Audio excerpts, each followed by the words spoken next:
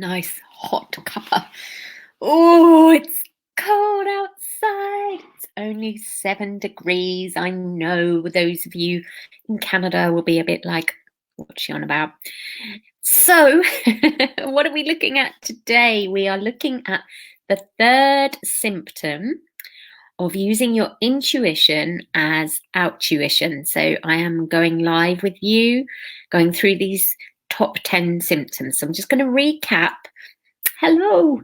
I'm going to recap what the 3 symptoms are so far. Okay, so Tuesday we did over emotional misunderstandings. If you are intuitive and you are experiencing over emotional misunderstandings, it's because you're using your intuition as outtuition. What does that mean? It means that you're using it to tune into other people's stuff and taking it on board. Hence, the second symptom of using your intuition as outtuition is feeling everything personally. Now, that doesn't just mean taking personally what somebody thinks of you.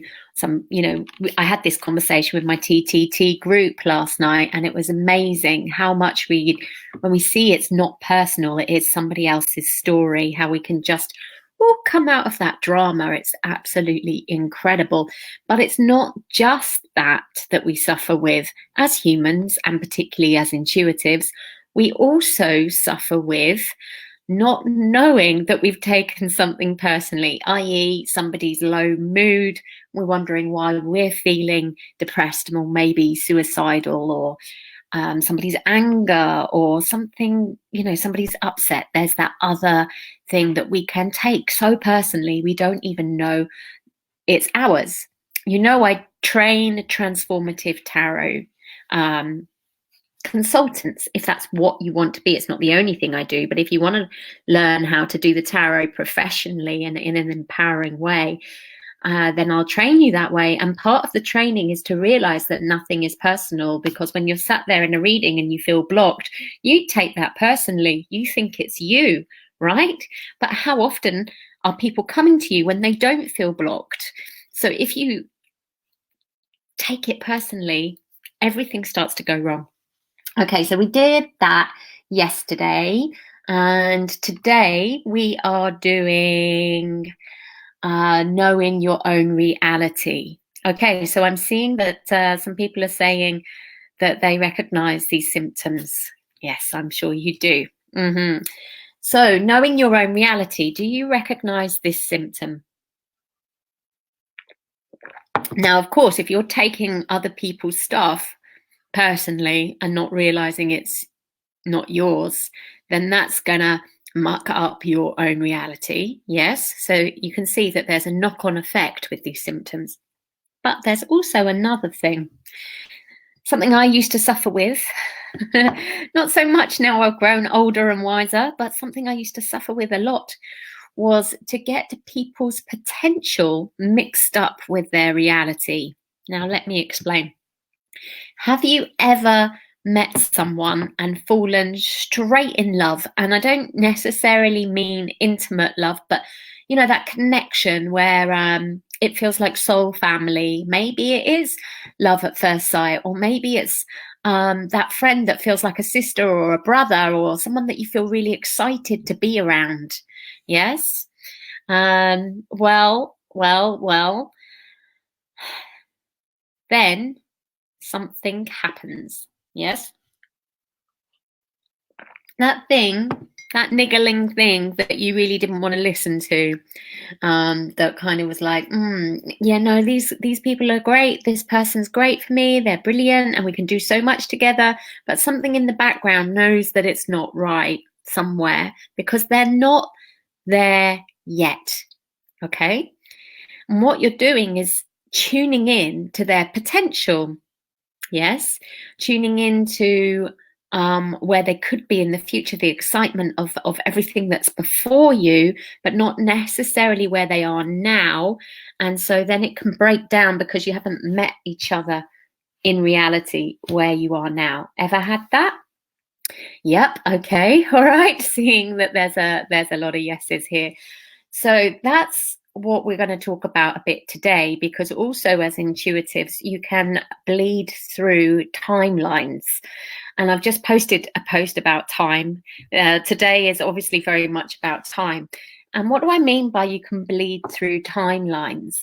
Well, you can meet someone in this life and also have the opposite. Like, you may have known them in a past life, if you believe in that. I do believe in that. I never used to, but I met someone and had that experience and had a spontaneous past life recall and checked it all against everything. And it was so factual, it was even published in magazines. So I do know that that can happen. And when I met this person, I thought I was in love with him. But actually, when we met each other in reality, and I mean really started to get to know each other in reality, I realized that I was in love with who he was 400 years ago. But it was too late by that time. I'd already dumped my 6.5-year relationship and made myself homeless and closed my business because I had a home and a business with them all in 1 week. And that is how much this stuff was affecting my life, yes, and affecting my relationships. And so it sounds like a few of you understand this. And I'm not sure if I'm seeing all your comments, so I'm sorry if I'm not. So basically what we've got here is I've got some setting which says something about not seeing all comments. So if I am not answering you, that would be why. I do see a question here about what about parallel universes. I am no expert on parallel universes. What I'm an expert on is helping intuitives tune back into themselves, right? And so that means my focus is on you as a person and getting you tuned back into you so that all of this stuff can turn around. And yes, things like tarot and past life regression and astrology, which is the main 3 things that I do, are about divine timing, as are parallel universes. But I believe that parallel universe is just another label for divine time. And astrology and tarot and past life are all about divine timing. So what I keep my focus on is your divine timing and connecting you in with you and your divinity so that you can live out your divine time instead of getting stuck in what feels like a cosmic soup of gunk. Wow, cosmic soup of gunk. Where did that come from? So that's what we are looking at right now, is how do you stop doing this? How do you stop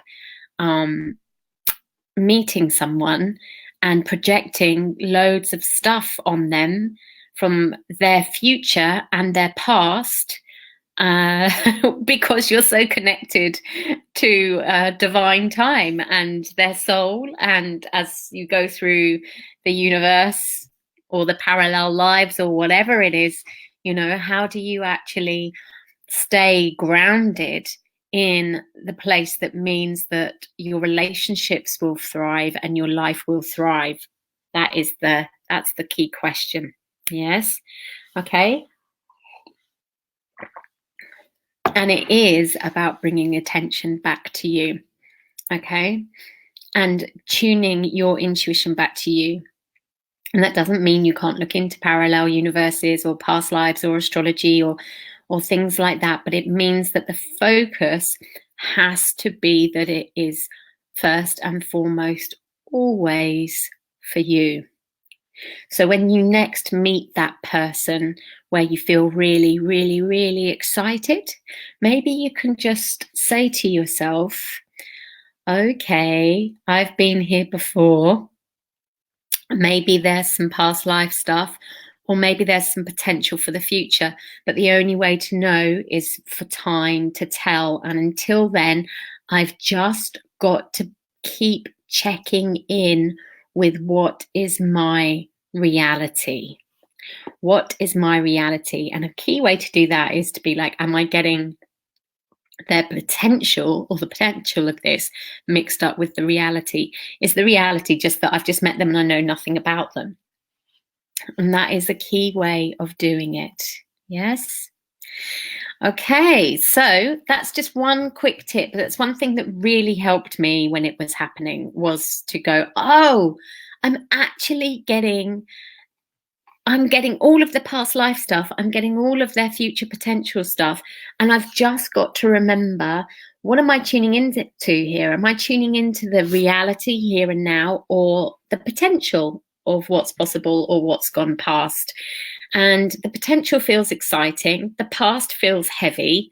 And the reality can feel a little bit boring. So sometimes it's a bit like you don't really want to connect with that reality, but it's like, actually, that boredom is grounding. That boredom is the place where you're sowing the seed for the potential to happen in the future, which is more exciting than chasing after a pipe dream that won't happen because it hasn't been planted in the earth.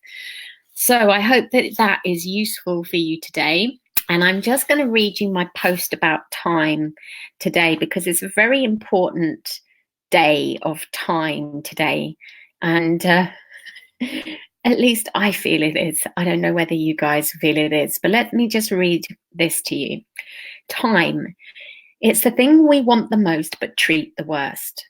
Imagine you were in a relationship where you chased that person, then did nothing with them, and blamed them for never giving you enough. That's the potential, yes? Would you be happy? Is it because Kronos, the Lord of Time, is embedded in our psyche as a destructive force that we use him like this? I get asked to give people time a lot. And wouldn't it be wonderful if I could? The funniest thing is that I have Kronos, the Lord of Time, Saturn, conjunct my Sun at my time of birth. So maybe I can. After all, my work is all about time, past life, tarot, astrology, it's divine timing. I help you live in connection with your divine time. I can get you on that path, but only if you're willing to come out of the spin. It's all too easy to find yourself in. And the secret to that is you have to make a change, not wait for the change to happen first. The reason for not making the change is time hasn't given you what you need in order to make it. It seems like a catch-22 situation. But what if I told you it was an illusion? Don't spend your time banging on a wall, hoping it will turn into a door. When you make the change first, you realize you did something to make your life change.